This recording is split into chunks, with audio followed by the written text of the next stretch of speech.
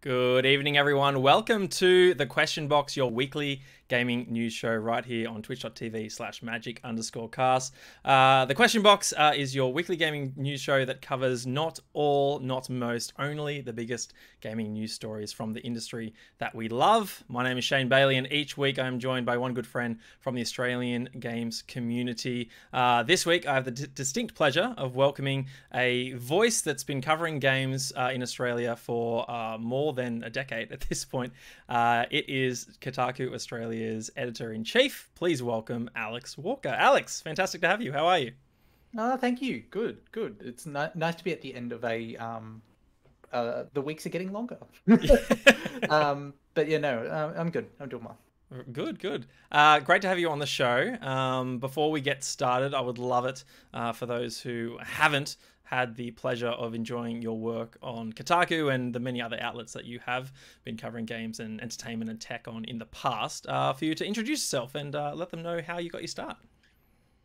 Okay, well, I'm Alex. How did I get my start in games? So many years ago, when I was in high school, I used to, one of my high school friends, he was someone that he would always tell me about all this time that he would spend playing Counter-Strike at what was known as the Sydney Gamers League. It was one of the biggest sort of local area network parties at the time, and him and his brother used to run kind of the events on the day there. Like I think his older brother would run like the first division and he'd run the second division.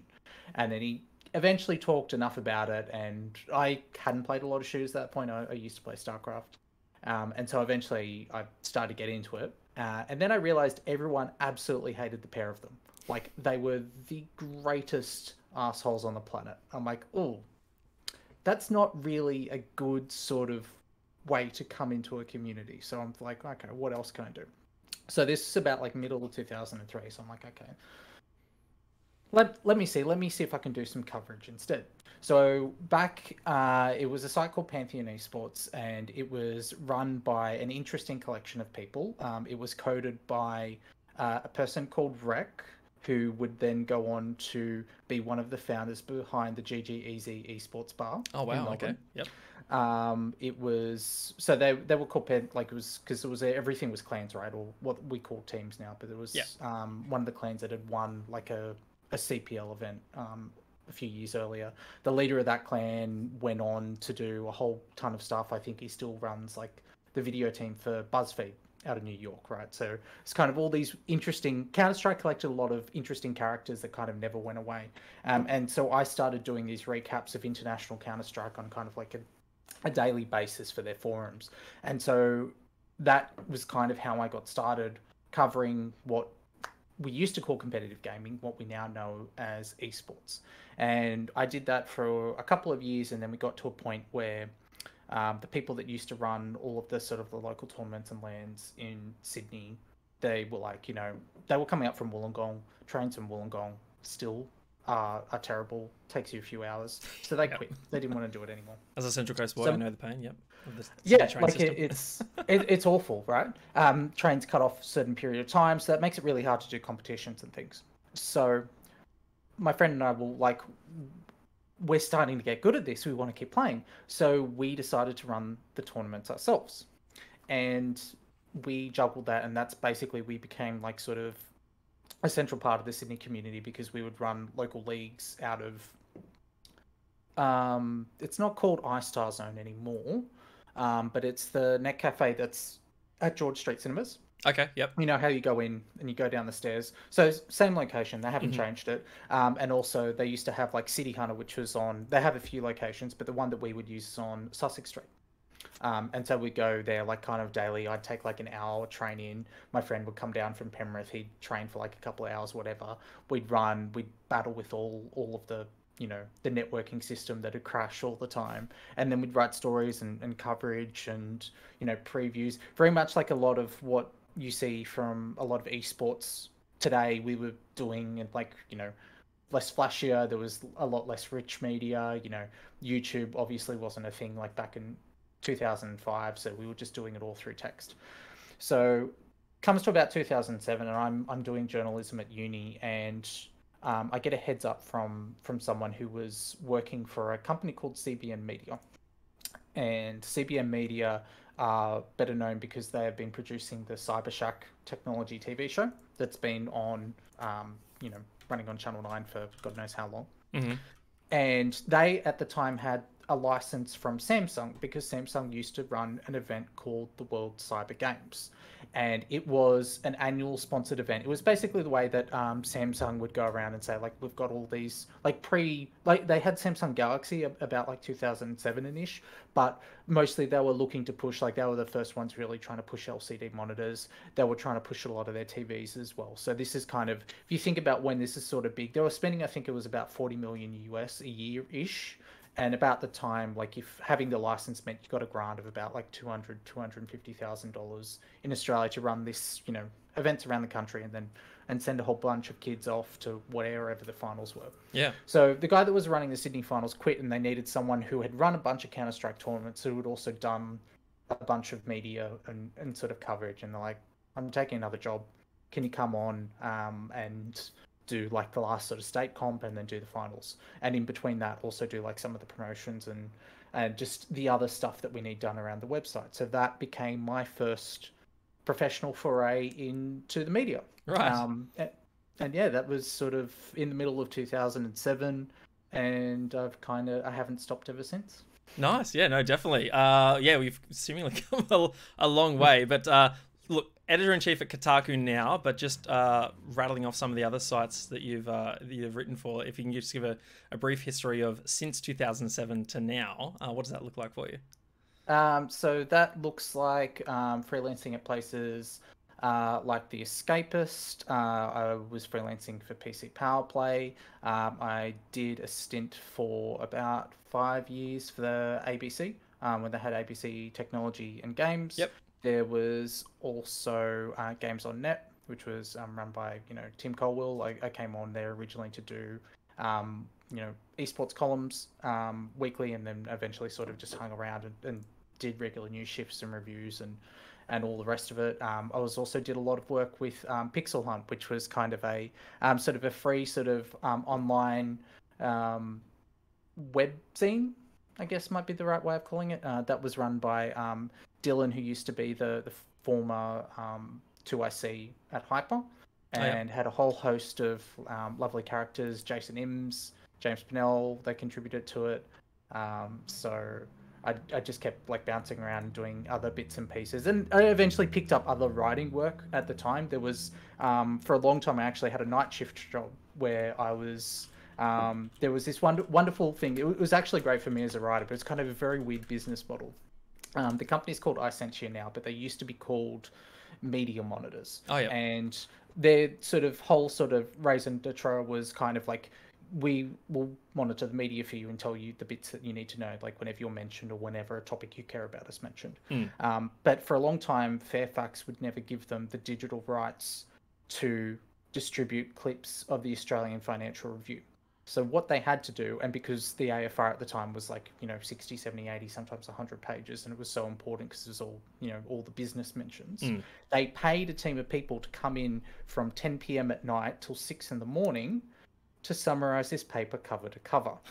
So I took that up as a job for a while, and they, as part of that, they also had a contract with Reuters to do sort of what was kind of like a digest of the all of the main sort of Australian news each night for their trading platforms. So there's kind of those things that they charge like thousands and thousands of dollars for, that it has like all of the stock tickers. So I would also produce that, and I did that for a few years, and kind of in between, because I'm impatient and I like to be super efficient, I would then also just do my freelancing like after I was done, because I was like, well, why not? You know, I'm writing. I'll just keep doing more writing. And so that just kept parlaying and parlaying into like continually doing more gigs and more gigs. And eventually in 2015, the Kotaku editor job came up, and I went for it. And I was fortunate enough to be hired by Mark Serrels at the time.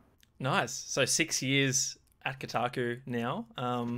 What do you love about it? What keeps you there?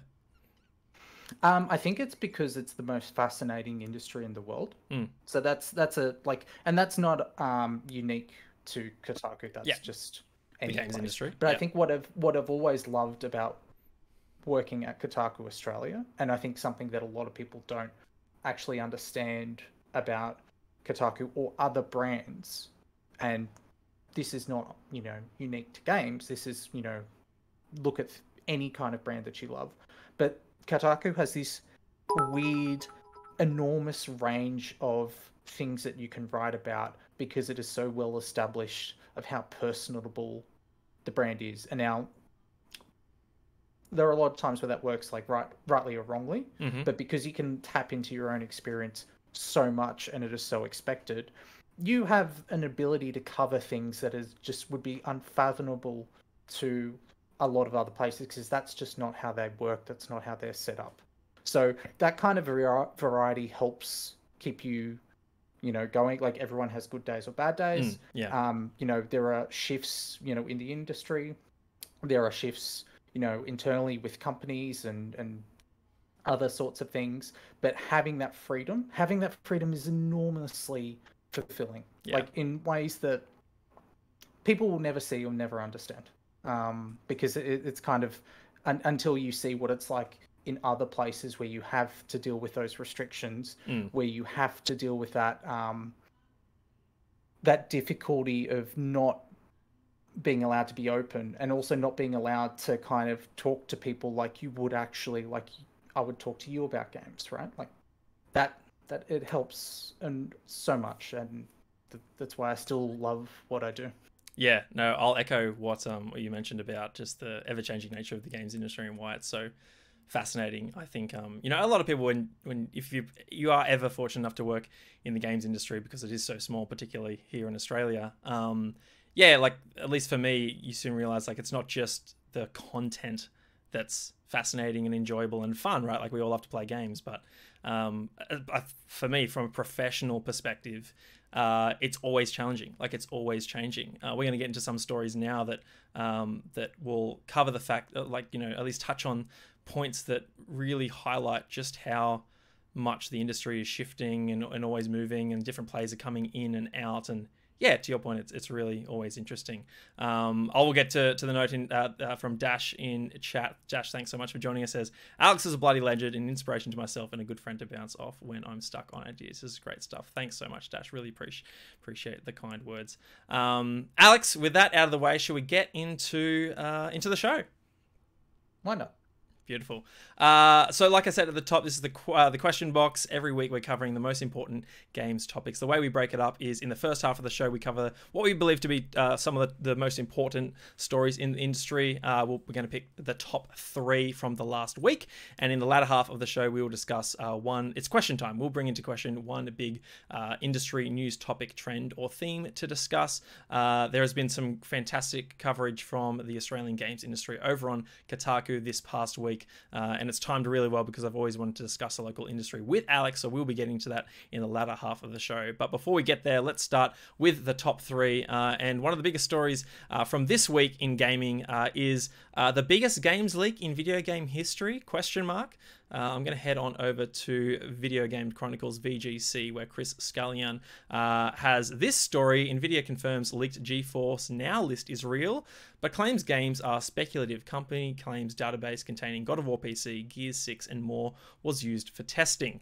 I thought this one was really interesting. Some titles here that you would never guess would be coming, and some others that you would safely assume are coming. But the games list that was leaked comprised such titles like God of War, Returnal, and Demon's Souls being ported to PC, remasters of the Grand Theft Auto series, unannounced projects, from Xbox, all via code names. We have a separate Windows Central story to cover that as well. Fight for Middle-earth, which looks like a new entry in the Middle-earth series from Warner Brothers. Injustice 3 from NetherRealm. Sequels to Human Fall Flat, Total War, and Helldivers 2. Halo 5 Guardians may be coming to PC. Crash Team Racing Nitro Refueled for PC. In quotes, Bioshock 2022, so maybe a new entry in the long-running series. Final Fantasy VII Remake for PC, Bayonetta 3 for PC, currently only confirmed for Switch, Crysis 4, and Kingdom Hearts 4. Alex, when you saw this story break, what were your immediate thoughts? Do you think there's any, I suppose, validity, to this leak? Will we see Helldivers 2 announced imminently? I mean, like, we're going to see Helldivers 2 announced at some point. Like, that's not, that's not a surprise. Will it come to PC? The original came to PC, also not a surprise. But depends on how much money Sony spent, right? Which we don't know. A lot of these are not, like, hugely surprising. So, like, Total War 9, GeForce Now, they've done, NVIDIA's done a ton of stuff with Creative Assembly. It'll be probably what they're talking about there is Total Warhammer 3, right? If there's a Total War 9, like, maybe it might be Three Kingdoms 2 or something. It doesn't really, like, it's like a placeholder listing on Amazon. Okay? Right. So it doesn't make a huge amount of difference. And I think, like, that's why, like, are these things coming to PC or not? Well, you just put the entry in there. Like, whether it does or it doesn't, like, that doesn't stop Sony or those developers or publishers from making any decisions, right? Like, we are not that far removed from only months ago when GeForce Now was automatically letting, hey, it's on your Steam library, you can play it on GeForce Now. And then publishers turned around and said, no, we'll be taking our games off that. Yeah. So that's kind of why it's hard to, like, BioShock 2022, which is probably 2023, like, from what we've actually already heard from the Take-Two investor reports and comments that they've made. So again, like, it's, when we talk about, like, this being, like, the largest, like, no, I think the largest leak in history is still going to be the data dump from Nintendo for a while, just because the amount of information that's come out of that and the volume of how much has come out. But, again, now we're into an argument, is it the same as Half-Life 2 source code being leaked before launch and then people finding out what the story was, right? I think what is more interesting to me is what this might potentially say about the state of how publishers are working with GeForce Now, because there was a period where it seemed like it had gone off the boil very, very quickly. You had, and I think, like, the times have changed a little bit, in a sense that, like, there were companies that were in very different states of how they wanted to treat streaming services. A good example is, like, you had an Ubisoft which was very supportive of things like Stadia and everything coming out, and so they're trying to, they put out exclusives. I think it was Odyssey was the kind of the test thing for Google Stadia. Like, there was the first thing that you could play. And now they've gone and they've bought up Parsec from memory. So there were things like Immortals Phoenix Rising. I think the demo was exclusive on Stadia from memory. As a former Ubisoft employee, I should know this, but I forget. That's thing, right? Like, that's their attitude going for. Sega was like, no, hell no, yeeted out of it as fast as, faster than COVID, right? Yeah. And there are a whole bunch of other publishers who have similar kind of approaches, or had, and were certainly very loud about having similar approaches to Sega, because they wanted to tie up their deals first. They wanted to see what they could get out of it, even if they were not going to invest money into their own streaming technology first. Yeah. Okay.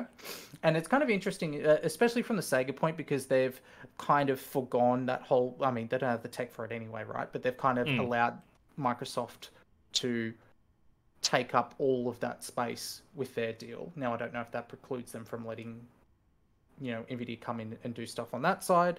But if this list, because if Sony's on board, that does at least indicate that GeForce Now is going to be more sustainable going forward, because it will have that crucial publisher support, which was very much up in the air 6, 9, 12 months ago.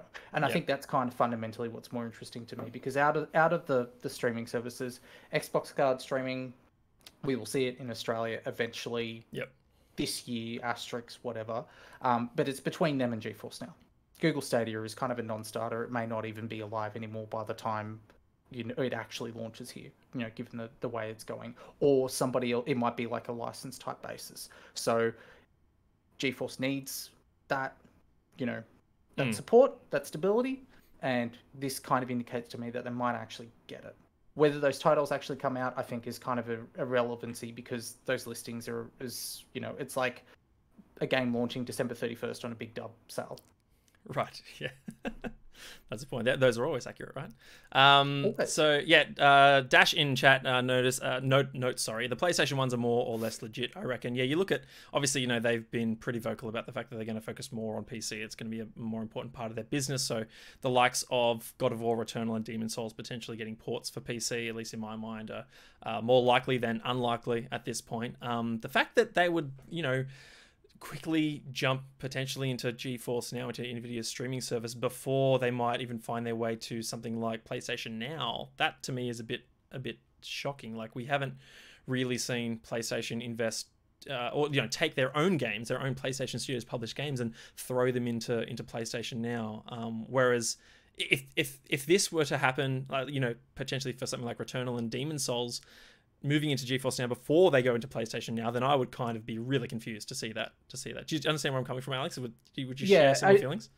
I don't think they would. I think like, because again, like this is the, you know, question mark leak, so we don't know when these things are actually happening. Chances are, like, they would hit this, and then they would hit, you know, Epic Games or Steam or whoever does the deal that they appreciate the most, all at the same time, right?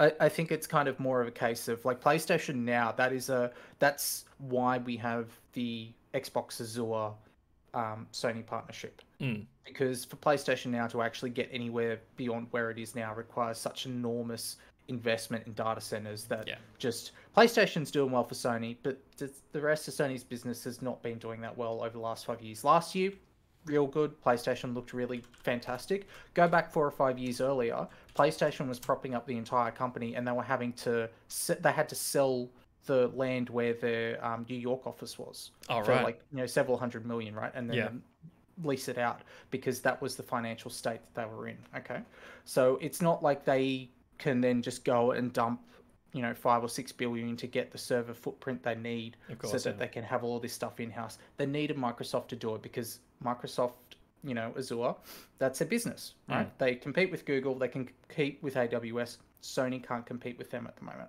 That's just how it is.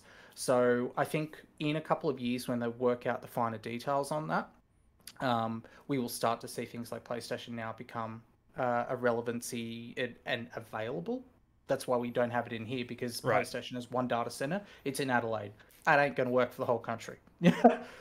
You know, that's kind of like Xbox has got to have, like, for Google, their pitch to make it for Australia is they're like, we've got like an undersea cable just from Perth to Sydney kind of thing, right? Like, so it's not going to be sufficient for PlayStation until they can get, you know, the extra footprint that they need. And until they can sort that out, there's no point in them making that expansion, because people just aren't going to be able to access it. Yeah, I've, you know, for a while now had the mind that if they are wanting to compete with where Game Pass and Xbox's cloud gaming plans are going, that they will need to partner, because to your point, they just don't have their own infrastructure set up. So I find this, you know, potential, you know, working with NVIDIA interesting. My first guess would have been Amazon Luna, right? They seem pretty invested, a lot more invested in cloud gaming than Google, I'm going to say was at this point, because Google's all but backed out, right? Like the product still exists in Stadia, but they have no first-party resource anymore. Whereas Amazon just announced a brand new studio, I think in Montreal or somewhere in Canada, from actually a former Ubisoft creative lead there as well. So they're all in, and, you know, New World seems to be, you know, gaining momentum as well. So yeah, I thought maybe that could be a really smart partnership there. Yeah, I'm just really keen to see where PlayStation goes with this one. We touched on Microsoft earlier, and this is where I think, you know, this story from Windows Central leads more credence to the fact that this leak might be more valid than not. And they report the database also brings a series of code names tied to upcoming Xbox Game Studios projects: Project Holland, Typhoon, Woodstock, and Oxide. Project Holland received an unveiling in 2020 as Fable, headed by the new Forza Horizon developer Playground. Action-packed heist 'em up Avalanche Studios Contraband was once rumored under its Project Typhoon name. While we understand Woodstock relates to the Forza franchise, the unannounced title attributed to the initiative relates to Perfect Dark, which was announced last year. The first public mention of Microsoft's Oxide project, which our sources indicates is in early stages of development. We understand Oxide is internally known as Project Indus, a strategy simulation title drawing inspiration from the city building genre. So Windows Central seemingly, you know, somewhat corroborating this might be, in fact, like pretty darn accurate of a leak, at least in the instance of Xbox's projects. Where I wanted to pivot this story now to, Alex, was this strategy simulation title. Your thoughts on Xbox's strategy? Because I've been thinking now that they had, this, I'm going to say half-assed of a push with, games for Windows way back when. And they seem to be taking it a lot more seriously under Phil Spencer's leadership. We've seen investments in some IP that have been long dormant. Things like Microsoft Flight Simulator, Age of Empires 4 is on its way this October. They created a brand new studio in World's Edge to lead that also. So when I see Oxide, I just see it as just another sort of list, another sort of dot point on the list of, hey, Microsoft is taking their PC strategy more seriously. And then you look at, obviously, Game Pass for PC as well. What do you make of Xbox's latest efforts in the PC space? And do you think, it's kind of here to stay for them? Yeah, I think it's important to say, especially since we're talking about the Windows Central report, that also had an update saying from 343 saying that they weren't going to bring Halo 5 Guardians to PC. That's true. And yeah, I think that kind of makes sense, because 343 has had enough trouble with Halo Master Chief Collection. I think that they would very much like to be done with that. I think they don't want any more headlines with Halo 5 in the title, no matter how positive they might be. Yeah, let's just deal with Halo Infinite. That's big enough problem to deal with, right? But in terms of like PC, I think like it's not so much a Phil Spencer thing, but more like a Satya Nadella. And when that transition came in, and they transitioned to, because that was very much like a philosophy for Microsoft that moved away from the kind of exclusivity to, let's just get on anything. We don't necessarily want you to have, a Surface device. If you're using Windows, bugger it. Great. Perfect. Yeah. And that's kind of what has underpinned a lot of the expansion of things like Xbox Game Pass, what has underpinned like the entire strategy behind the moving from the compatibility onwards. It's because they want people to just stay within this ever-growing kind of, it's not even a garden anymore, it's more like a little universe, right? If you think about like, and it is actually, if you think about like how many billions of devices have some kind of touch base with Windows, right? And the amount of devices that it might also be like Linux based, but then people will want to have like Windows for some interactivity, or those Linux devices will interface with Windows specifically because they need it to do a particular thing, right? Yeah. So like a VM or whatever the case might be. So I think like going forward, that strategy, like we will see the fruits of it probably much better in 3 or 4 years, because part of the problem with like the whole, and you mentioned games for Windows Live, and I think I remember my housemate actually my old housemate took part in a test that they did in Australia up in Queensland early on, because one of the things with games for Windows Live was they wanted to merge the Xbox and basically have crossplay between Xbox 360 and PC at the time, and I think they did it with Call of Duty, and the results they got were so bad. Like the console players got trounced so horrifically, because you didn't have the same level of aim assist then, of course, for controllers then. I think it was Shadowrun as well, right? Way back in 2007. That was crossplay was a hallmark feature for that one. Yeah, the FASA Studio, Shadowrun first-person shooter. Certainly a lot more enjoyable on crossplay than what Call of Duty was, and the results were so bad they kind of canned it as a result from that. At least the crossplay intentions, but the whole like push with the Xbox Game Pass and the PC and improvements to the Windows Store, those are things that require other departments of Microsoft. They're not something they can just drive internally through the Xbox team, because they've got to deal with the Microsoft team and the OS team, and that's got to be part of their budget, and that's got to be part of their sprints and roadmaps and all the rest of it.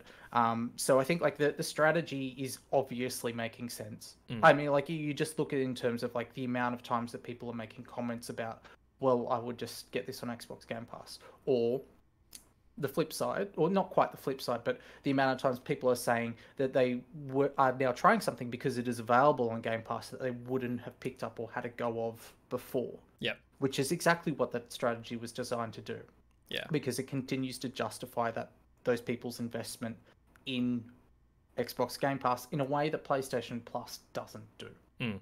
Yeah, you touched on like a few great points there. I'm going to try and rattle them off now. The first one you mentioned, the the Satya era, right? Like I think he came on board as CEO in 2014. He was like one of his first big actions was actually giving a green light to the Mojang and Minecraft acquisition. And yeah, he's really a lot about empowering Microsoft users no matter where they are to create and obviously just improve anyone's life who's using a Microsoft product.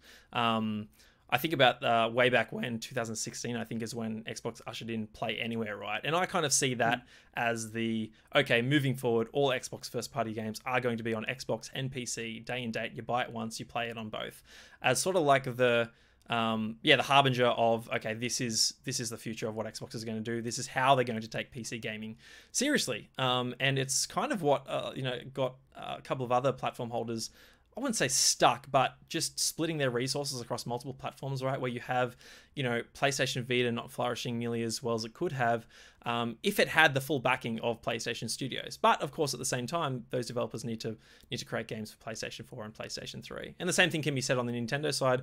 We see Switch doing really well, and all of Nintendo's first-party resources now going into one console. Now, not the only factor contributing to Switch's success, but certainly I think a key one.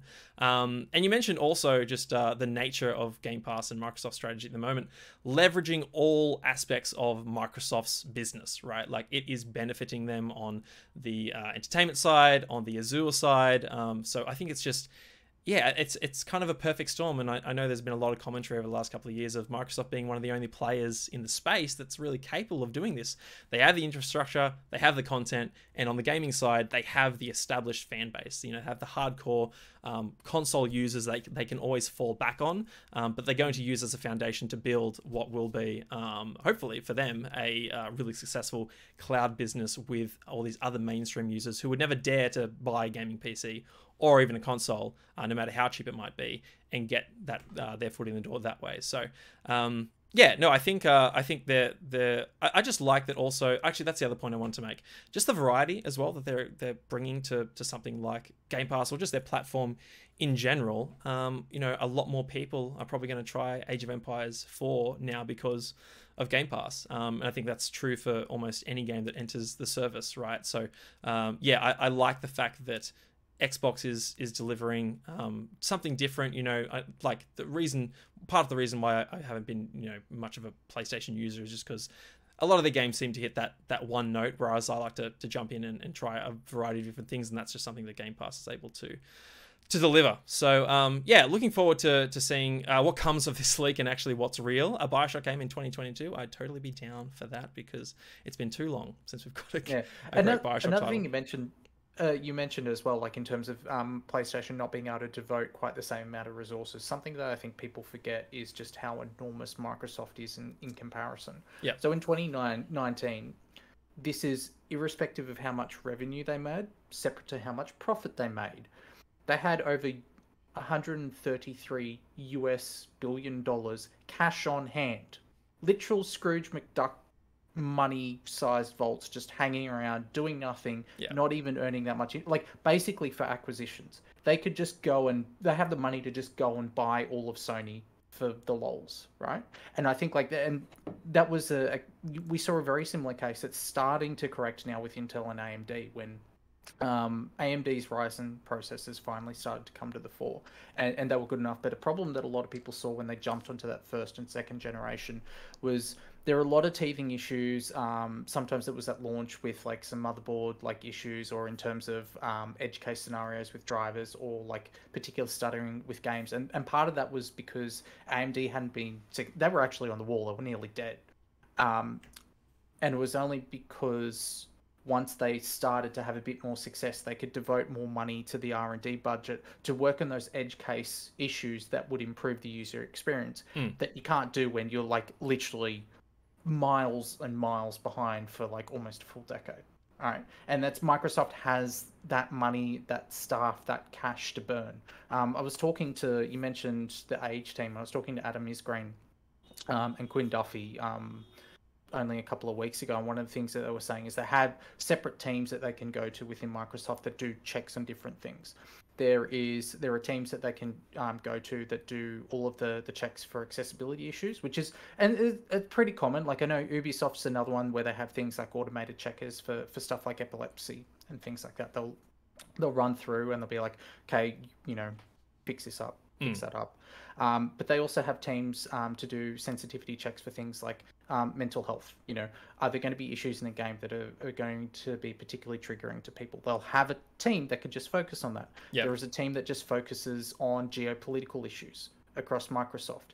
Part of that team made changes to Age of Empires 4 because they noticed there were problems with like the units UI that were insensitive. So like, no, go and make this authentic. This is going to be better for the game. And like, of course you would go and change it when it's pointed out to you. You're not going to think about that because you're trying to get the AI to not run away from battles because of a bug that randomly got introduced when you went to the next stage kind of thing.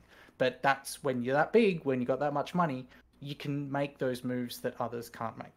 Yeah. And I think you touched on something there that I know that a lot of the or a few now of the developers from that are now live under Microsoft's umbrella as a first party studio have noted. I think Tim Schafer from Double Fine has mentioned countless times just the ability to use this gigantic QA resource sitting under Xbox for Psychonauts 2 that just launched to critical fanfare. That's something that they didn't have access to, or not needing to worry about where they're getting their next hardware for their actual developers is going to be coming from. Like they can just lean on so many resources. So no, it's a great point. It's just billions of dollars just sitting there waiting to be spent at this point. And they want to spend it, right? Like it's sitting there doing nothing, not making them more money. So they're going to spend it. Keen to see how they spend it, hopefully really soon. Let's move on now to story number 2. It's an article from Windows Central that I thought was really interesting just because, like we've been talking about cloud and a bit of PlayStation here as well already, Alex. But I want to bring up this story. I think it was from Jez Corden on the 9th of September. He says PlayStation, has declined in Japan, potentially presenting Xbox with an opportunity. I won't go through the entire article, but he points to a couple of reports from Silicon Era and Games Industry Japan, highlighting that just recently the top 30 games within the region were all on Switch, which is the first time it's happened in, I think he said 30 odd years, or since 1988. A single console had taken up all 30 spots on the list. GameIndustry.biz noted as well that even though PS5 got off to a great start in Japan, that it is slowing down. Now that could be down to the chip shortage and the fact that Sony is dedicating more units to other regions. I think that's probably a fair assessment as well. But he also points to the fact that Xbox doing a lot better, still miles behind the competition here. This is a great graph that shows in blue the Xbox One sales trajectory across the first 69 weeks in the Japanese market, and in orange the trajectory of Xbox Series X and S when combined together over its about first 41 weeks at the moment. So a lot of growth for the region, but the crux of his argument here is that with PlayStation on the downswing, they've moved their headquarters to the US. And, recently the Japan studio shut down. A lot of them moved to Team Asobi, which, to be fair, is being built up as a separate team. But Xbox investing more and more in Japan. Phil Spencer has noted that he's over there all the time talking to the publishers. We've seen big titles make their way to Game Pass like Yakuza. Final Fantasy is still on its way. All those older titles also. Alex, just wanted to get your thoughts as someone who's been covering the industry for so long. Xbox doing poorly there is a story that's existed now for the last 20 years over the console's life cycle. Do you see like potentially their cloud gaming efforts in particular, Japan being such a mobile heavy market, I don't know, maybe carving a new path for them moving forward?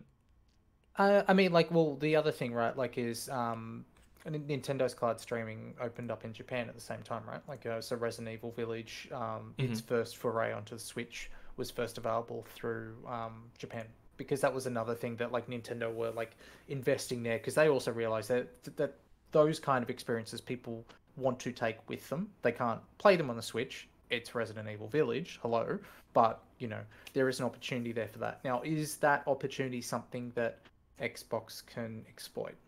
I think what's important to note is that PlayStation is not not declining.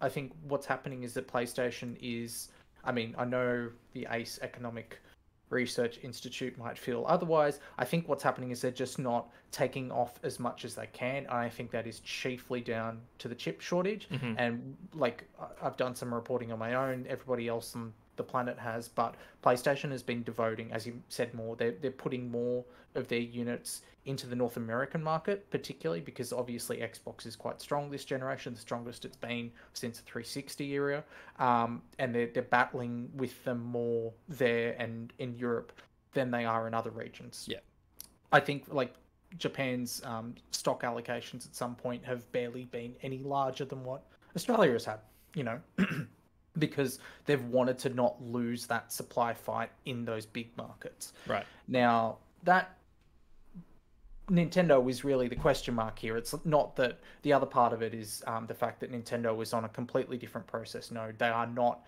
battling for the same amount of supply that constrains the PlayStation 5 or the Xbox Series X, or any AMD CPU or GPU or anything coming up next year, because that's much older technology. So the part of the main actual reason why there's like so many Nintendo games is because people have been stuck inside. They can't go anywhere, so they're bored, so they buy a Switch because it's the only thing on the market. And even when the Switch had its own production issues, most of those were down to like the early days of the coronavirus. So there were things that like you had delays in not necessarily getting the silicon, but more like delays in the shipping, because the shipping from Wuhan had shut down, and like the transfer to there, because they moved their assembly factories, remember, at the like end of 2019, and so they've got assembly factories in Vietnam now. And so when they had outbreaks there and things shutting down, it was like getting components, like getting things like PCBs, getting stuff, like there'll be stuff in containers, and then you wouldn't be able to actually get the container out of there. Like, your stuff's just sitting there. I remember a story from a colleague. Last year I met at a dinner, and one of the things he was saying was that there was a major laptop manufacturer that was saying that they had 50,000 units to ship to Australia, and they couldn't get them into the country because there was a shortage of cardboard boxes. Right. And so they just had to wait until they could get the cardboard boxes, because that's kind of the weird sort of state where there are people. We think of silicon because it's the most important thing in a lot of ways. We think a little bit less in terms of things like NAND, flash, you know, for your memory chips, which are also a big part of it. But we forget that there are separate factories that do things like the screws. There are separate factories that do things like the capacitors. There are separate factories that do just the PCBs. All of these different parts of the supply chain have had really nasty shocks at different points. But fundamentally, Nintendo like set themselves up earlier, and they've had the best run of the lot of it, which is why, you know, you've been able to relatively get a Switch whenever you want. And I think in the next couple of years, that's going to ease off a little bit, and also the libraries for these next-gen consoles are going to look a little bit more realistic. I think also the other side of it is people might start to exhaust with the Switch a little bit, and they might start to either want another Switch or want a different kind of experience, or the volume of experiences that Xbox and PlayStation are going to have is going to start to get into a mass where you have those people who jump into a generation like midway through, because it's like, oh, okay, I've got a GT7, you know, I've got like a Returnal, I've got like a Spider-Man 2, like all this stuff's starting to bulk up. Really, you feel really, really good about the library. The Xbox, same thing with Game Pass, right? So I think it's a story that's very much like it's you can't make a judgment for it now, because you can't segregate it from the problems that we've been having in the world in terms of just getting any consumer tech anywhere. Everyone is doing well, right? Like everyone is selling out everything that they have. The question is, who's got the most? And fundamentally, it's Nintendo. Until that changes, we won't actually know what the real story is. Yeah, and that's why, honestly, I can't blame... we're going to get into the next story, but all these delays, right? Like I remember saying that PlayStation were a bit iffy on whether Horizon was going to land this year, Horizon Forbidden West. And immediately I was of the mind, just delay it. Like, the game's going to be better for it. There are going to be more consoles out in the market by February or March next year compared to the holiday period this year. So you have more people to sell to at that point, at least on PlayStation 5, and the game's coming to PS4 as well. It just makes more sense. No, I think you paint a good picture there. It's hard to judge this stuff just by the nature of the reality we find ourselves in, where suppliers are so constrained. I would love to know where these console sales would be if suppliers weren't constrained, because I think PlayStation would be absolutely skyrocketing at this point, and just well and truly the fastest selling console ever, even though I think it already is, right? Like, it's by just the hard numbers, it already is the fastest selling console. But I think maybe for no, because I think initially it was kind of like the PS4 might have I'd have to go back. It was either the PS3 or the PS4. One of them had sold a little bit more, but I think that's also because they could move units a bit more quickly. Because there was, I remember, like, we were in I think even like 2019, towards the end, at the very start of 2020, we were seeing those stories about like how PlayStation were looking at things like, okay, they're going to book the cost for extra air freight to get the second batch of consoles out, because they wanted to double their order of how much that they wanted to produce and all that sort of stuff. So I think that a lot about what has happened behind the scenes, I think it would be like, I would love to absolutely know a lot about the internal production in terms of like, okay, we've got to get this from the factory to there, because I imagine that must have changed 500,000 times over the last 12 months. Yeah, I do not I do not envy the logistical and the operational teams at these companies, because it just the last 2 years would have been an absolute nightmare. Just trying to ship a console alone would be a challenge, but with COVID and the pandemic and the shortage as well, my goodness, not fun. Anyway, let's move down now to story number 3. Now, usually we wouldn't cover game delays. They seemingly happen every week in the games industry, but I thought these last two raised just a couple of interesting questions, at least for me, that I think we can expand the conversation from. First and foremost, Battlefield has been delayed, originally slated for October. It's now landing in November, and funnily enough, these delay fears that started as rumors before the official confirmation caused EA's share price to drop 7%, which is just absolutely nuts. Video Games Chronicle has this story, and they say the claims seemingly caused EA shares to drop as much as 7% to an intraday low of $135.84 on Wednesday, according to Market Watch. The timing of the dip was significant enough for VentureBeat journalist Jeff Grubb, who first reported the delay, to make clear that none of the company's staff are allowed to own stock for any company they cover. Now, it noted here that it recovered somewhat, but if I get it over onto Market Watch right now, you can see here on the screen, if I take a look at, it's going to refresh and really annoy me, but that's fine. I can just adjust this to a 1 month look.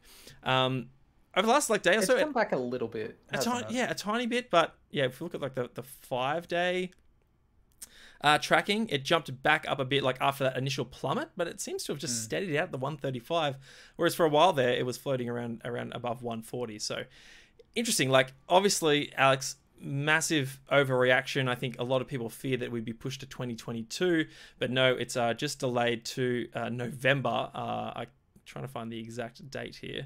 I think it was mid-November, November 19 or something like that. Anyway, but huge overreaction. What do you make of the fact that now, in the space of about a month, we're going to get Call of Duty, Battlefield, and Halo all within the space of 30 days? Who's going to come out on top?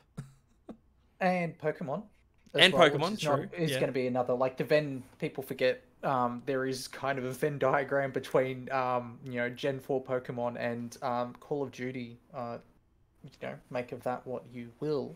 I think, look, the share price dropping 7% is kind of a, because, like, the fun thing that I like doing as part of this job is listening to those investor calls, right? Yep. And actually listening to the questions investors ask and what it sort of portrays of how much they actually understand of what they own of the company that they're in, and kind of the sector that they're investing in. I think, like, overreaction is fine. I think, like, it's kind of like FIFA's gonna drop in like October 1. Like, it's going to go through the roof. Battlefield, the beta for Battlefield will probably now go out sometime in October.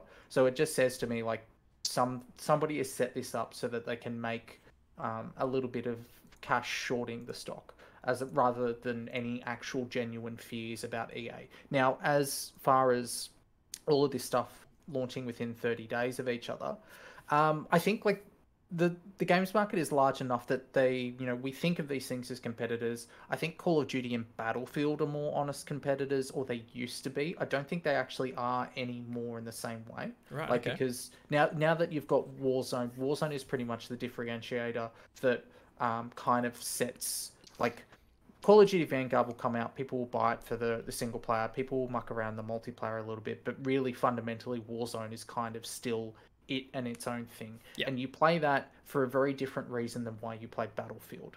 And fundamentally, like, people that have stuck with Battlefield and kind of spammed the forums because of Battlefield 5, they still remember like Battlefield 1942, they kind of were alright with 2142. Like, they're after different shooter experiences. Like those games are not similar. Halo Infinite is the same thing. Like, Halo Infinite has its own fan base that was separate completely to the Call of Duty Battlefield era. It provides, it's more of an arcade shooter vibe than this large, engrossing kind of working with vehicles, working, sector by sector, map by map type situation. Like, all of these games are actually going to do fine, and they will coexist amongst each other. Like, even a bad Battlefield, even Battlefront 2, right? Like, as bad as that was, it still sells in the double digits. Call of Duty still will always sell the double digits regardless. A Halo, we haven't had a proper Halo for Christ forever. Yeah, it's been about 6 years. Also, still going to sell in the double digits. Well, actually, it might not. It might. Well, that'll be interesting. We probably won't actually know what the actual state of Halo Infinite is because of Game Pass. Yeah. Right. Oh, you'll never get hard sales figures for the game. No. No, which is, so that might be the one which actually is affected the most out of it, just by the fact that we know the least. Like, we have the least clarity on how Game Pass subscriptions and all the rest of it work. I mean, it is still with Steam, so we'll get at least a little bit through that. That's true. Yeah, you take a look at the concurrence and see how they're going.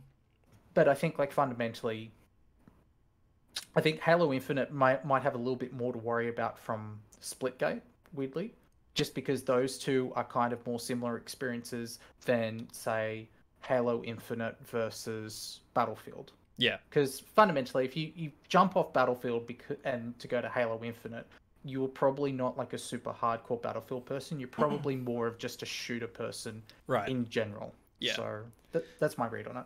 Yeah, no, for sure. I think, yeah, like, how I'll start this. Like, so, at least anecdotally, and I know this is true of a lot of people as well, like, there's only, these companies aren't fighting for your time so much as they are fighting for your money. Not so much fighting for your money as they are your time at the moment.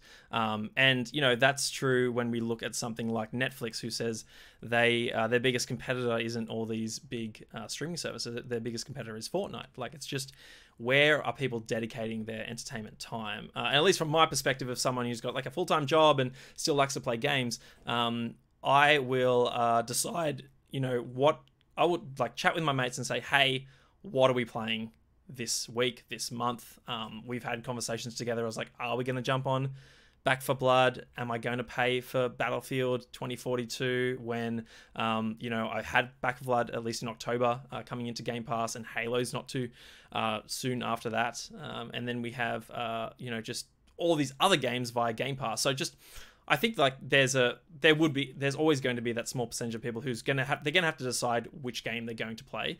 But to your point, I think it's like negligible to the point where the industry is so big right now, and the audiences, particularly for shooters, as the most popular genre, particularly in Western markets at the moment, is concerned, that the pie is so big that these companies aren't too concerned about how big their slice is, because the market is just giant, that they're going to be successful anyway. So I do like your point that these shooters, while all first-person shooters are different enough from one another, they'll attract different audiences. I think that we're in an interesting point, and I think at least this year with these three big first-person shooters, in the sense that Call of Duty, people aren't too excited right now about Vanguard. It seems like a bit of an off year, right? Like, it's not Treyarch, and it's Sledgehammer's turn, I believe, this year. So a bit less excited than people might be for like the next iteration of Modern Warfare, or the next iteration of this weekend too, right? Like they had the a PlayStation one last weekend, and I this think weekend open Xbox One. open beta this time. Yeah, for all Yeah, players. so I think that might be a case like we might get a bit more information after like this weekend to see where people like feel and fit about it. There's a demographic thing too, right? Like Battlefield tends generally to have a slightly older one. Call of Duty tends to be slightly younger. Yeah, definitely. Halo, you would think now might be slightly older, not necessarily because of Halo fans, but because of the Game Pass effect of just like everyone who owns like Game Pass for Xbox Ultimate now has Halo Infinite by default. Right. So I think like the more interesting thing is like what happens in terms of like the post launch, like who has the best retention. And that's a case of like, well, maybe Halo Infinite ends up doing not too bad on that front because it has a proper co-op campaign, or it has a proper campaign compared to Vanguard, which is Call of Duty. But Call of Duty has zombies, so yeah, and that's the thing, right? Like you mentioned earlier, just the fact that all platform holders are absolutely killing it right now. I think the reality will be that all of these games will do really well. But the point I was trying to get to was Battlefield seems to have all this positivity behind it, the fact that it's going back to what Battlefield players love most about the series. Halo seems to be on track, at least on the multiplayer front, to deliver as well. The sentiment out of the recent tech test was incredibly positive. I got to play it myself and was absolutely loving it. Can't wait for the next one. I think next weekend, not this weekend. And yeah, Call of Duty, to your point, is always going to be popular, right? But to the point I mentioned earlier, like it's Vanguard. Like I'm just not sure where that's going to land. It kind of reminds me about 2013 again, where Battlefield 4 was on its way, and I think it was Call of Duty Ghosts that year. Again, just like seemingly an off year. Like, do we be excited about this one? We just had, I think it was Black Ops 2. In 2012, I can't remember. It's so many years ago. Black Ops 2, yeah. Yeah, so it's like it's just seemingly like history repeating itself somewhat, where like 3 big name first-person shooters are going to go at it. I think they're all going to win, right? They're all going to attract a fan base and do really, really well. But I'm just keen to see, where does community sentiment land, and which game makes it for the long run. But time will tell. That wasn't the only. Oh, pardon me. And Warzone as well, because that actually cannibalizes Vanguard a little bit to an extent.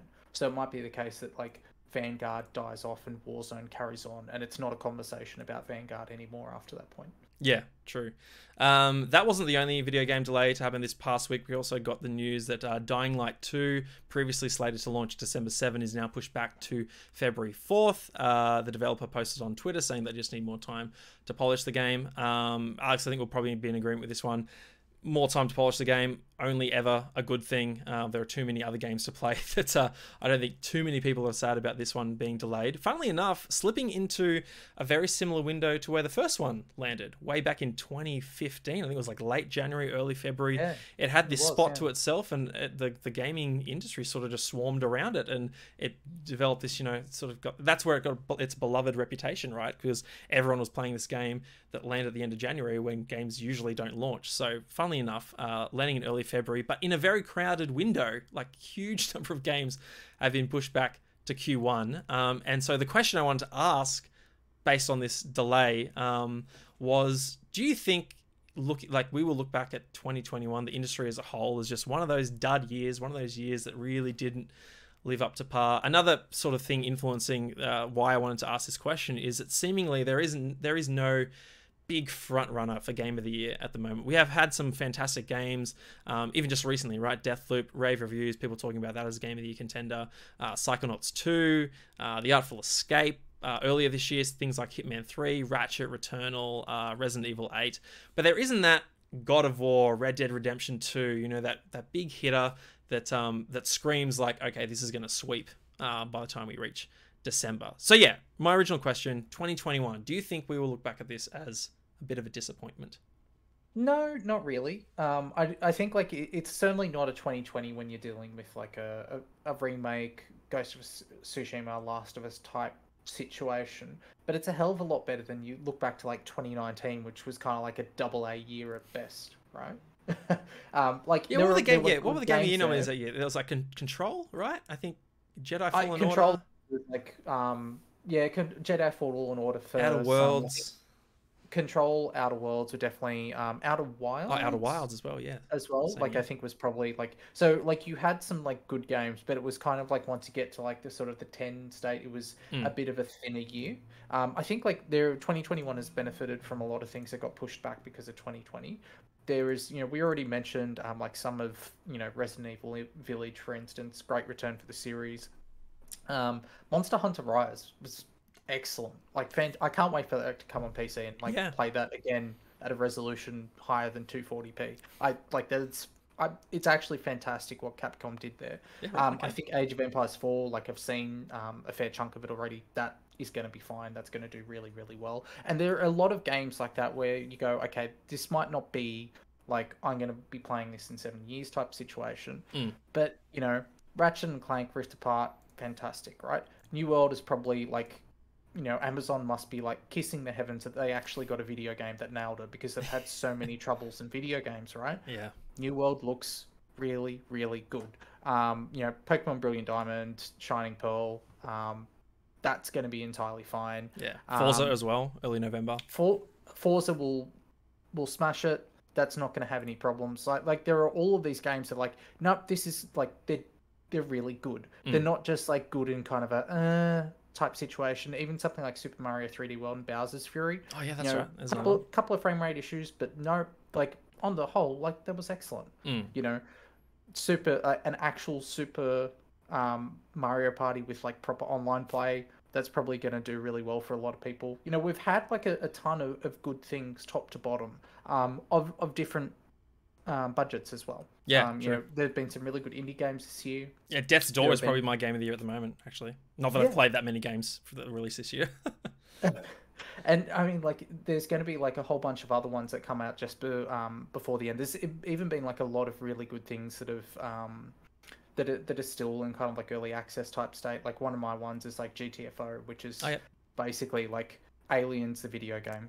It is beyond fantastic. Whenever that launches, you're gonna hear a whole bunch about that. I think Yeah. Barotrauma is another one that's still in early access. Like that is just pure brilliance. Like it is just actual genius. It's been kicking around for a while.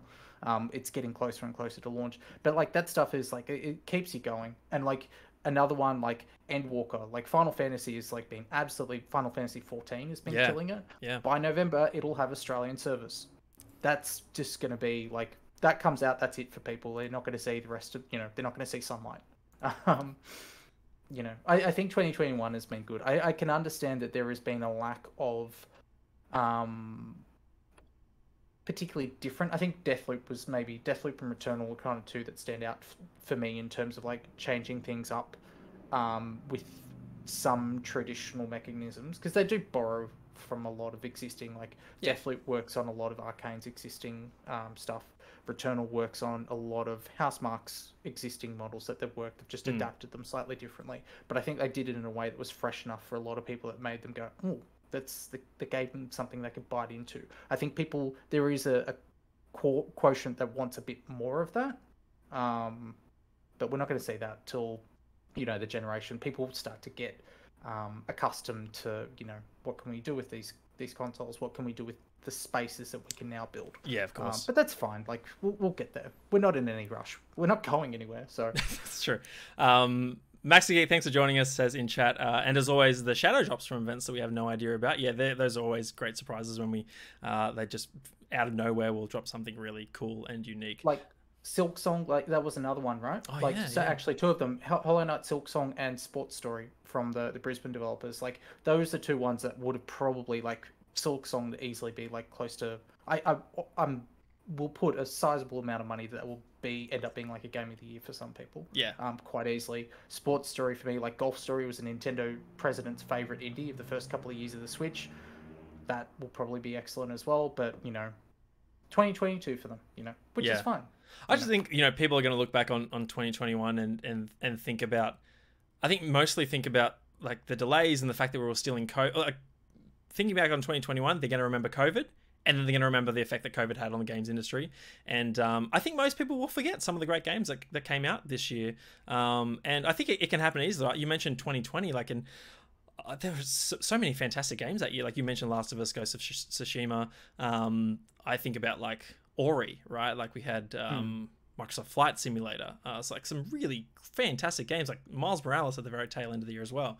So yeah, I think unless there is like those big hitters that drop and kind of sweep and are unanimously fantastic and are shoo-ins for Game of the Year, then most people look back at years and without that hallmark title that stands out as like, oh yeah, that was the 2017 game, then yeah, it kind of like goes by as a year. It's like, oh yeah, what was the big game that year? So it's interesting. Yeah, we'll wonder, because I kind of look back and think about like 2014, like what was the big game then? Like I remember like a lot of games that I enjoyed, but it wasn't until we got to like people really loved 2017, right? Breath of the Wild, Horizon Zero Dawn, Persona, I think Nier as well, Hellblade, some massive games. So yeah, I'll be keen to see how the industry looks back on 2021, because I'll look back on it fondly. I think there's been some great games this year. But Alex, I'm curious, do you have a Game of the Year frontrunner right now for yourself for this year? No, not really particularly a front runner. I think like you're right in terms of like we'll think of other things. We'll certainly think of COVID. I think we'll definitely think of headlines more than we'll think of particular releases. Something that just came to mind was just like we didn't even mention like new Pokemon Snap. We got like a Pokemon Snap this year, and it's kind of like just like drifted completely out of like thought in a sense that, you know, because there are so many other things going on to like focus on. So I will be keen to see what happens with the next sort of slate of stuff that comes out from the next 6 weeks. I'm not, you know, I've been quite keen on Kena, Bridge of Spirits. Oh yeah, I don't I'm really think excited. that's going to be like my Game of the Year type thing, but I think like I'm kind of looking forward to having a crack with that and having like a little bit of something fresh. Stuff like Age, I think that will be good. I don't think it will be Game of the Year, but I still think, you know, it'll be really like everything's going to be in that kind of like that sort of like tier, all at the same point. Yeah. What ends up breaking through? It just makes the conversation more interesting, right? Like I'm really keen to see like what outlets are you know, propping up there as their collective Game of the Year, because I think it can go any number of 8 to 10 different ways this year potentially. Yeah, and I mean like there are things like, you know, next week we're going to have Pokemon Unite on mobile, right? Like that for some people that's just going to be an over, because you can finally play, you know, Pokemon Unite because your phone's got like less input lag than, you know, the Switch controller sometimes, right. You know. So it's kind of like that's going to be absolutely make it for some people, and for some people, you know, just being able to play like Hell Let Loose, you know, launched a few. It's coming on consoles later this week, but like that from the Sydney studio, that's kind of the people who have wanted an actual hardcore Battlefield experience that they know they're not going to get from 2042. Yeah, because they never wanted to stop playing Battlefield 2 in the first place. You know, that's that done for them. I think that's fundamentally what this year is for me. Like it's lots of pockets all around the place, and there's lots of good things in all of those spaces for where people like Xenoblight's another one, which is kind of like that's just been bubbling along very quietly, and I don't think too many people have had time to go and check that out. But if you're a big fan of the Stalker franchise, that's really solid. It's just really straight up and down good fun. But it's also not going to appeal to someone who never cared about Stalker, right? Yeah. So. Max the Geek in chat says 2014 was good. Far Cry 4, Alien Isolation, Wolfenstein New Order, Bayonetta 2 as well. That's funny because I like in my head tried to think of like the big games that I remember from 2014, and the ones that jump to mind aren't any of those. I think of original Titanfall. I think it was in March of that year, and then yeah, the couple of games that swept the Game of the Year that year were Shadow of Mordor, I think the first one was that year, and then also Dragon Age Inquisition was incredibly popular also. Hearthstone for me. Oh, Hearthstone was 2014. Oh, there you go. Yep. Nice. Yeah, that was actually 2014 was pretty solid, right? Because you had that was also the South Park that year. Oh yeah, yep. That was like once, you know, not for everyone at certain points. Wolfenstein: The New Order, which I still think is the best Thing Machines game. Amazing. They haven't come close to being that yet. People remember it for stuff like Unity because it was so broken. Right. And then Rogue being the better Assassin's Creed, but it only came out on last gen consoles because that was when they had the transition. That's right, yeah. And usually transition years have that, like that weird kind of hybrid where that's like, a great point, yeah. This stuff isn't as We're getting a lot of cross-gen games this year. Drive Club, servers didn't work for something like 2 years. It eventually shut down the studio. The game just never functioned as advertised. They tried to give it away for free, and it still didn't work. They had so many problems with that. Well, speaking of server issues, Master Chief Collection was that November. Yep. There you go. And talk about bad launches. But a fantastic game that I forgot all about, Sunset Overdrive 2014. I think it was October that year or September. Oh, yeah. Incredible game. Anyway, we're getting a bit off topic, but that's totally fine. They were some of the biggest news stories from the past week in gaming. We're going to pivot now to question time, where I'm stoked to have Alex on the show because for the longest time I've been wanting to just have an open discussion about the state of the Australian games industry, where we've been, where we are now, and where we're going. We're going to focus purely on development and how things have, I suppose, evolved in our little corner of the world down here so far from the rest of the industry. Alex, where I wanted to start with this one was what we remember of the Australian games industry, because I noted before we started the show that for the longest time as a teenager, I really wanted to pursue a career in video game development. It wasn't until my early 20s where I bit the bullet and I did a short course. I can't remember the name of it. I think it was just a certificate with the Academy of Interactive Entertainment in Ultima. I think their building was still in the Greyhound track. I think they're still there now, but they're closer to Broadway at this point. Recognize that even as a 20-something-year-old, I was nowhere near as smart as a lot of the 18 and 19-year-olds in my class, and I was not getting the hang of it. Fortunately, I made my way into the industry another way. But I remember back then thinking, like, the industry, if you think back then, we had a couple of big studios out and about, but an independent development locally was a big thing, but it wasn't something I was totally across. And when I thought of indie games way back in 2010, 2011, I would always think about the fact that there was still like a smattering of them, right? Like you had big names like Limbo and Braid, and I think Fez was around that time as well. I think Antichamber was the first Aussie one around that time that kind of like had any success and broke out. And I don't think that developer went and did anything after that. I think that was just a kind of one and done type thing. But what was that rhythm game? Because that was the first one that I remember that Steam, I think it was 2009. It was kind of like not audio surf.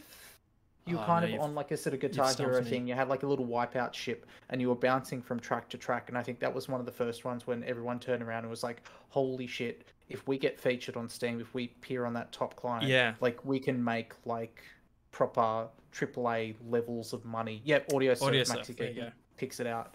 Like that era was when people started to wake up to digital development, because before that we didn't have it, right? Like you had to go through your game, you had to go through a publisher because you needed that physical distribution. Yeah, and so back then, like as a youngster and not being privy as much to the state of the indie game scene, at least locally, and as someone who at the point was unwilling to live overseas, I gave up. I was like, okay, this isn't going to be for me. I'm not sure I can make a career out of this, so I pivoted into hospitality, but later found my way into the industry through marketing. But yeah, like, what do you remember of the games industry? Like going back to when you were younger. Pardon me. Like I think of big names also, like 2K Australia, Team Bondi. Oh no, I'm blanking on the Brisbane studio that helped on Mercenaries. Creative Assembly? Pandemic? Was that? Did Pandemic had a studio here as well? Yeah, but I'm keen. Like, yeah, Chrome as well. Yeah, Maxi in chat, that was another huge one. Like, what do you remember, like, way back then, and sort of, like, I suppose we can start to discuss how it's changed up until this point. Yeah, and I think, like, there are a few other ones. I think Perception was the studio. They were the ones who were working on Stargate game out of Sydney, and that got cancelled. But I remember a lot around the time then, like we said at the top of the show, like at that point, like around 2007 was when I started to like professionally get into the industry, but I was spending most of my time playing, I was still around like the competitive gaming scene, and particularly a lot of Counter-Strike, but I had exposure to some of the other ones through like, Warcraft and Starcraft, because that was kind of how everything sort of Quake as well, how it worked. And by about like 2009 to 2010, I was kind of still doing it. I actually had a month overseas in Brunei just playing because I'd gotten a message from someone who'd seen me play an event, and they're like, "Hey, do you want to come over and play in a tournament for us?" So my view of the gaming scene at that point, I was focused more on like how is everyone looking at what we were starting to call. We were having the debate then about whether you capitalize the S in esports, and it was still E. Alex, we were going E, people are still having that lowercase. debate. I'll have you know. They and are it's still having bloody that debate. frustrating. I know, like I've seen it all, and I'm just like, oh god, we can move on. But I think what was interesting then is because we had such a massive shock from the global financial crisis that eventually saw a lot of those large studios pull out of Australia. That was a very similar thing for esports in Australia at the time, especially because esports was not in the same state where it is now, where I think developers now understand that esports itself is a very good fundamental part of marketing for particular games. So they invest directly in it, they run their own leagues, they get the benefit of it, they understand metrics differently that works for esports and works for them. Whereas before then it was kind of an add-on sort of benefit, especially for a lot of sponsors who were just jumping into the water. There were companies who were just jumping in at that point. You had things like Razer who were just like getting started and making a lot of bank. And so by 2010 it was very much like a wasteland at that point. And that was like the gaming scene in general was kind of like, you know, thousands of people, you know, just left. Yeah. Took jobs overseas, went into other industries, and it was very, very barren and kind of very scary. I remember there was some reporting coming up to the next generation that there was some genuine investor concern that, you know, kind of games were kind of a little bit done from it. You know, people might not move on to consoles anymore. They felt like iPhones were going to completely take over the console. Remember that? Remember when also Facebook gaming that was going to destroy the console market? Zynga was a actual. I mean, there's still everyone's going to play Farmville.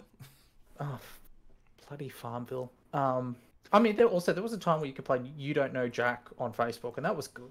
Like, that was actually just genuinely good, and then they got rid of that. But, I mean, like, there were a lot of decisions that affected, you know, budgets and things at that point. Like, you know, companies, publishers, you know, cut divisions, cut studios, because they genuinely thought, you know, we're getting out of this console generation. People just aren't going to buy the next one, especially after what happened with, like, the PS3 and the Xbox 360, right? Like, PS3 was $9.99 in Australia. Xbox 360, they spent $1 billion repairing the Red Ring of Death. So it's kind of, you know, are they going to invest in the Xbox One? Eventually, they were proven wrong. And then eventually, I think indie development in Australia started to coalesce a little bit around mobile development for quite a long period. Like, they didn't all go that way, but you had things like Fruit Ninja, and people saw, like, from Half Brick in Queensland and Firemint, and I forget their original name, but they eventually merged with Firemint. They became Fire Monkeys. Which then became... Yeah, what was that? Anyway. There was another one. And then Something they eventually Monkeys became EA Melbourne, right? And then they saw that not only is this sustainable, but this is sustainable in a way that doesn't require us to be... Iron Monkey, thank you. They found that you didn't have to be tethered quite so much. And then suddenly it started to build up and to grow, and everyone was able to breathe a little bit better again. And I think, like, once we started to see that, it, you know, because from my lens looking in, what I remember a lot was reading things that, you know, Yug used to write, or you used to read a lot of Sumiya, stuff like that, and there were always studios shutting down, people losing jobs. You know, here's some good stories, a lot of them coming out of Queensland, some coming out of Melbourne. I think Queensland, because some of their big studios shut down later in development, but a lot of them were hard reading. They weren't positive for a while.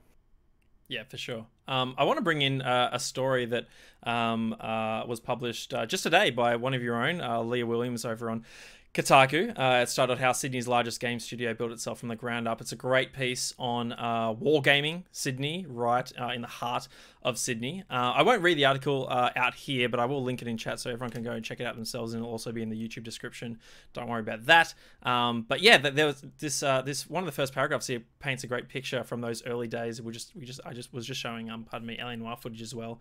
It's mentioned here. Sega had a major presence in Sydney. Rockstar Games launched LA Noire from Bondi THQ was busy producing local cartoon tie-in content, but despite years of success, it wasn't long before the operation crumbled. Following the global financial crisis and the closure of the Australian Interactive Games Fund, major publishers began exiting the Australian market, taking massive chunks in our local game development industry with them. So yeah, like Leah notes here as well, the GFC a huge impact locally, and particularly that Interactive Games Fund being taken away. I also remember, Alex, you mentioned just sort of the panic around console gaming.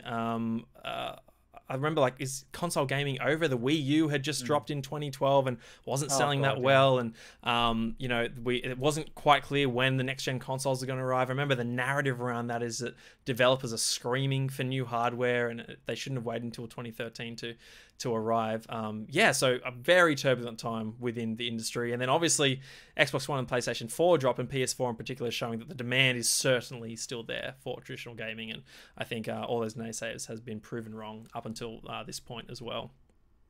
And I think they made it easier. That was the other element that they forgot, is that when they came into the Xbox One, PS4 eras, they made it like there was still a lot. There are still today a lot of improvements they can make on the SDK side. And we're actually seeing some of that play out with multi-plat games now.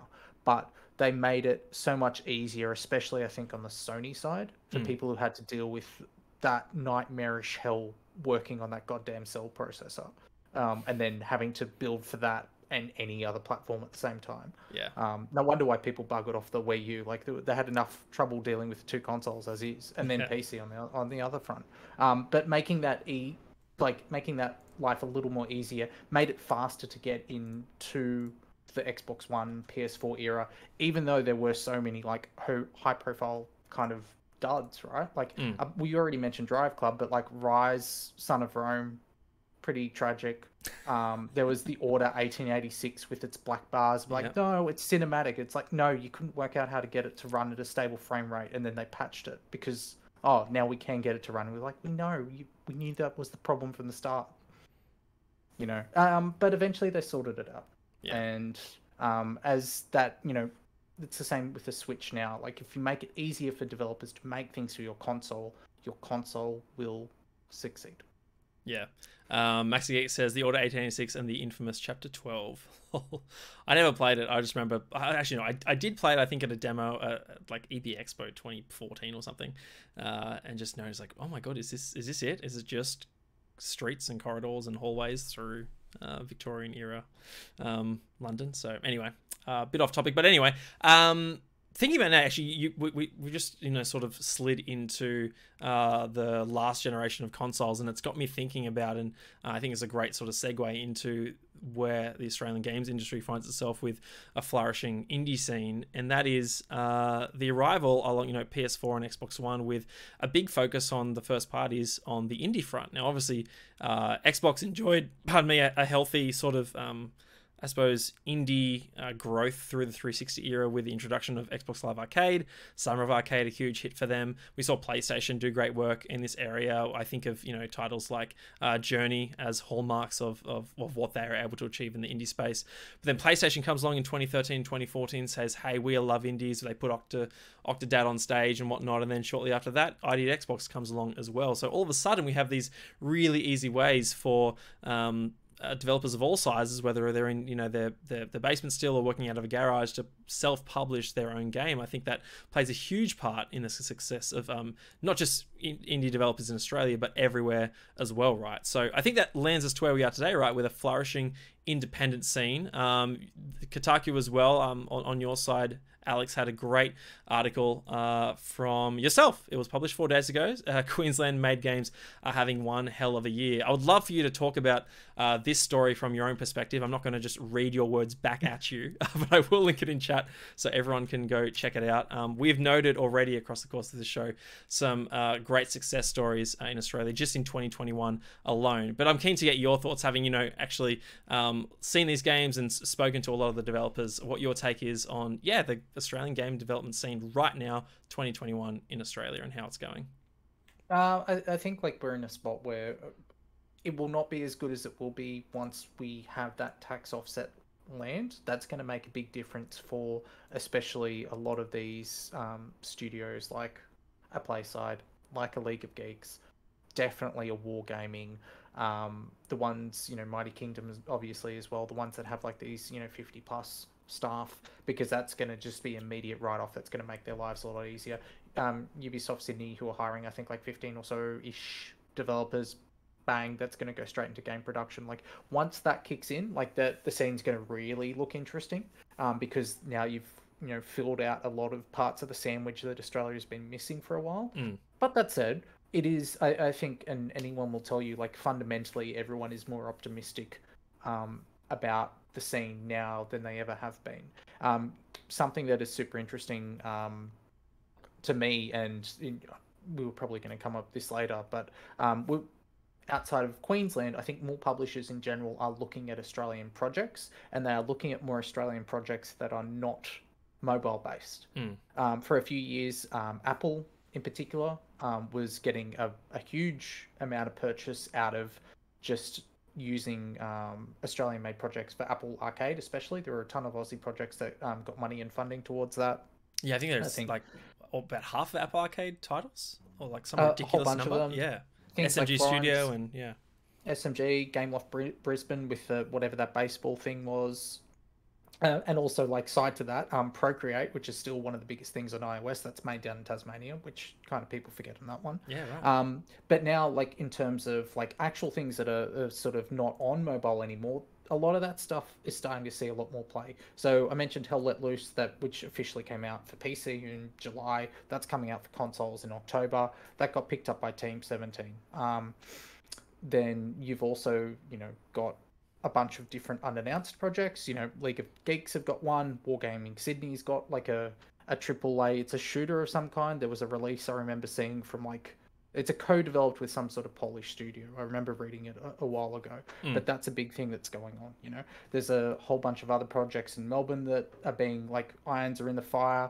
Playside has got like their massive, like they had a very successful ASX listing. So there is lots of money that is coming into the game scene from different sources that hasn't been there before. Yeah. And I think like we go back to Queensland. Like Queensland has always had like a good little development scene that's sort of been making a ton of hits. We mentioned Golf Story, it was a massive banger, but another one, and going back to Team 17, Golf with Your Friends. Team 17 just bought out the IP for, I think it was £12 million. Oh wow, okay. I didn't know that. Like, yeah, I think maybe April or May-ish at the start of the year, which is great because they're like three brothers who started making the game just so they could stay in touch with each other.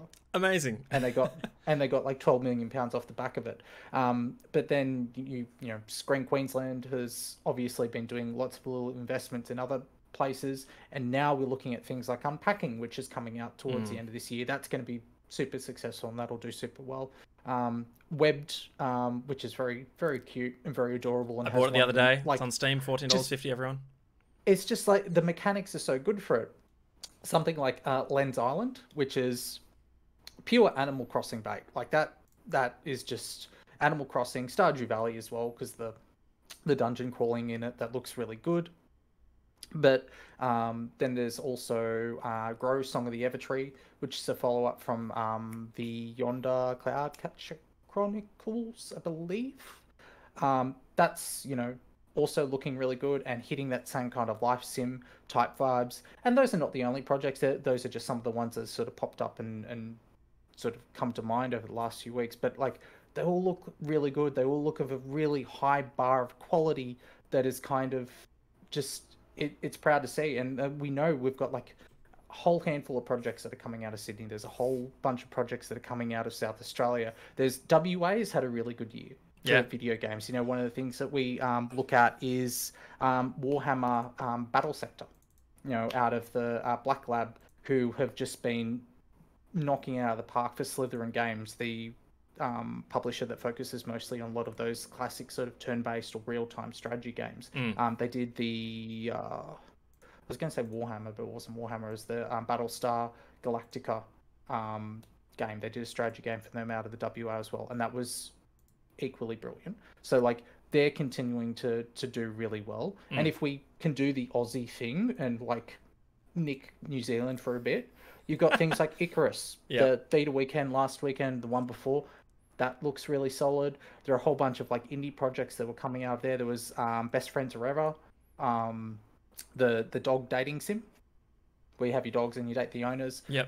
There's just like the tranche of projects that we have on the go. Artful Escape, obviously, out of Melbourne. Like, Queensland's having a good year, but really, really, every state is having an absolute banger of a year. And everything going forward into 2022 and the environment for everyone beyond that just looks better and better, because you've got state governments competing against each other. Even Sydney was making, the Sydney Arts Minister was making comments in Parliament earlier this year about, oh yeah, we were waiting for the federal government to do something before we said anything on funding video games. Yeah. Fucking bullshit. We're still waiting for them to confirm, but they will do something eventually, right? Yeah. But that's much further along than where Sydney has ever been before. Yeah. And you look at the, these state grants, so that you add the 30% tax offset. Some of these, they'll be able to combine that with existing state offsets. So it can be 40% offset on their production funding, or 30% plus with some grants to get some other people in or some other staff. It's to the point where New Zealand is worried that they're going to lose employees to Australia. Right. Because the conditions are now getting so good. Yeah. Like, it's an environment we haven't had since before the GFC. Now, how well it will actually be depends on the terms of what that tax offset is, because it isn't finalized yet, and it's not active yet either. Yeah, let me jump in quickly and bring in your own story from May when this was announced, just for context, in case people are tuning in and don't know what we're talking about. I'm just going to jump down to the actual announcement. The government will introduce a 30% refundable tax offset for eligible businesses that spend a minimum of $500,000 on qualifying Australian games expenditure. This tax offset will... now I've lost it. Where'd it go? I maximize the screen. And this tax offset will make Australia an attractive destination for digital talent. Consultation with industry in mid-2021 will inform the criteria and definition of qualifying expenditure to support the development of digital games. Games with gambling elements or that cannot obtain a classification rating will not be eligible. Talent in the gaming sector has transferable digital capabilities that Australia could apply to a range of other sectors. These areas include the defence, innovation, medical technology, education technology, emergency planning, construction, digital twins, ag tech, and modern manufacturing. The digital games tax offset will be available from the 1st of July 2022 to Australian resident companies or foreign resident companies with a permanent establishment in Australia. So yeah, tax offset 30%, minimum spend of $500,000 on the games expenditure. I think that covers a sizable amount of projects, right? Like, sometimes there are going to be those smaller titles that don't quite hit budgets that high. But yeah, to your point, Alex, this is a huge win for the local industry and makes it, the development environment in Australia as competitive as some other major territories like the UK, like Canada and the States. So yeah, I think it's just it's going to be the appetite from big name publishers and anyone willing to invest in this space here. What's it going to be, and where is it going to exist within Australia, and how quickly will it grow? I don't think it's going to be a question of like sort of will it grow. It's going to be like, how quickly, how big will it actually get? And if you look at just how much the video game industry contributes to the Canadian economy, then, and its similarities between with Australia, then I think the sky's the limit on this one. There's a ton of Australian talent overseas who I'm sure would like to come home and live and on the sunny beaches of Australia and still pursue their passion as well. Yeah, exactly. When we'll let them. That's a great point, actually. Keep the gates shut. I think that's it, right? Like, it unlocks funding. Like, that fundamentally for investors, for VC, for big companies. I think, Ubisoft, Sledgehammer, or Activision, Sledgehammer, right? Like, the decisions they're making to expand their presence in Sydney and Melbourne, I think is indicative of the whole point of this and where it's going to go. Now, it may not necessarily work for smaller developers, depending on what they do on the terms. But it's still going to open up more jobs, right? Like, now, does it fracture the scene? There is a good question for that, because, these larger studios are going to be able to come in and dominate with environments and teams and support and probably salaries that, indies are not going to be able to compete with. Like, that is a structural problem we'll have to address going forward. Yeah. But we're still, like, you take that over what we had a couple of years ago by any shot.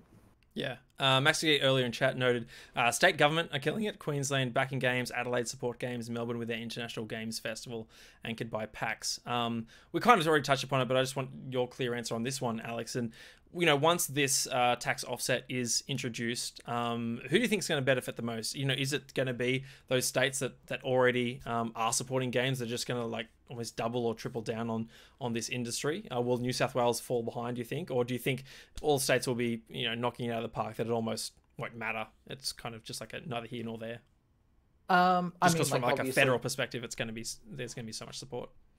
I think like what it will do, it might not necessarily be like individual. Like Victoria will obviously continue to push forward and do what they do best. I think Queensland will do what they do best with the budget they have. Like I think Victoria will fundamentally give more money than South Australia or Queensland will. Like I don't think or see that that's going to change. Victoria's a bigger state. Like it's got more tax, it's got more to spend around, and it's got the base already. So like they will benefit proportionally in those measures. But what I think might actually start to happen and I'll come back to Sydney in a second, is that changed funding, that changed cost base might allow some studios to think about things like listing on the ASX a little bit more. Because I think something that's been an interesting story coming out of a lot of the investor meetings is your Barclays, your hedge funds, they're all being like, oh, coronavirus, it's kind of done. People are going to go outside. They're going to stop playing video games. No.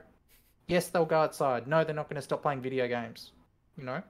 So once that settles in and that stupidity kind of, dies with the woolly mammoths, as it will in about like 12 months, now it's going to become a situation of like, okay, we've got changed behaviors. People are back into gaming. More people are in it than ever. 5G, which is another thing that, from an infrastructural and investor level, people are expecting more of.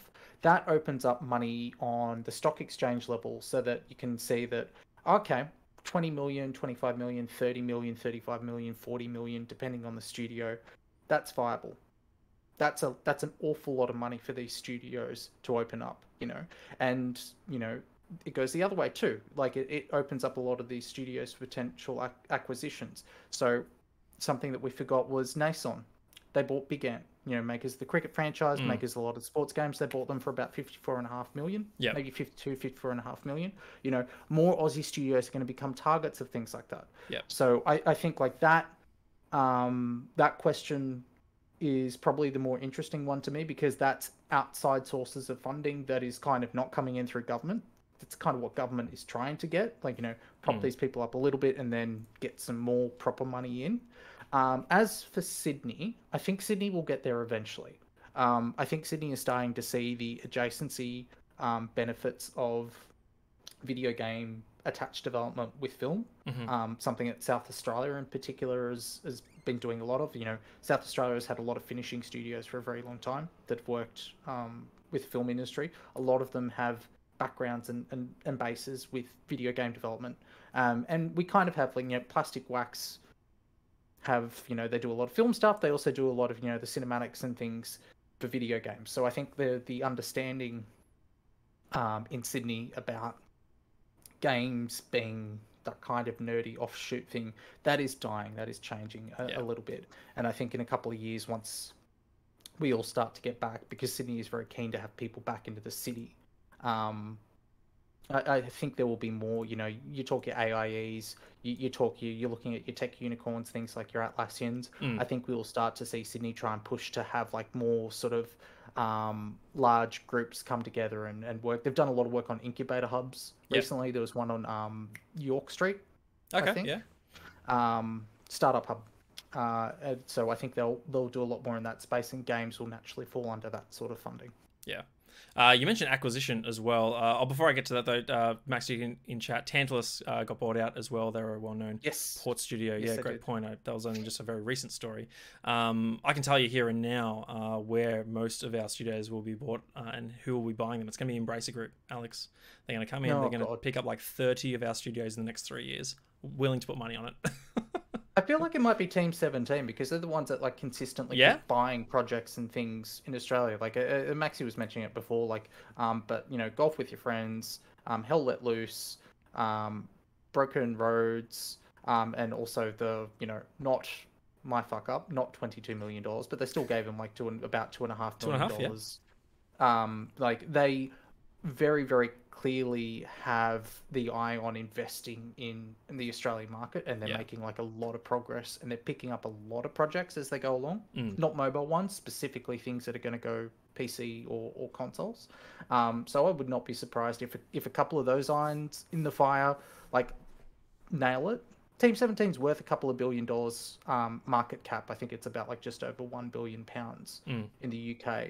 Like buying up and having first party studios of their own might be something that they look at doing, probably because of Embracer Group. Yeah. So it's a seller's market right now, right? Like we've chatted on this show, not going back just a few weeks, but the fact that, well, this PlayStation, Herman Holzer's denied a studio arms race. I'm of the opposite mind. I think there is, particularly for AAA third-party developers at the moment. Whether that's going to translate into on the indie side, I'm not sure. So maybe some of our studios won't be targets of those big players like Amazon, Embracer, PlayStation, and Xbox. Though, Xbox had noted not long ago that I think it was Phil himself who said he'll be surprised if they don't expand into Asia over the next 2 or 3 years. So who knows? Maybe Australia benefits from an Xbox acquisition in a similar time frame. We have to wait and see. I can still see them buying like a Sega and or an Atlas, and that being their Japanese acquisition. Like they like to do those sorts of things at scale. Yeah, I think it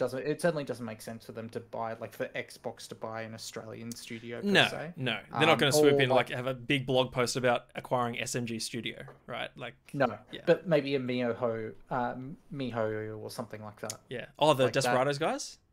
No, they. Oh, that's Me Games. Genshin Impact. Yeah.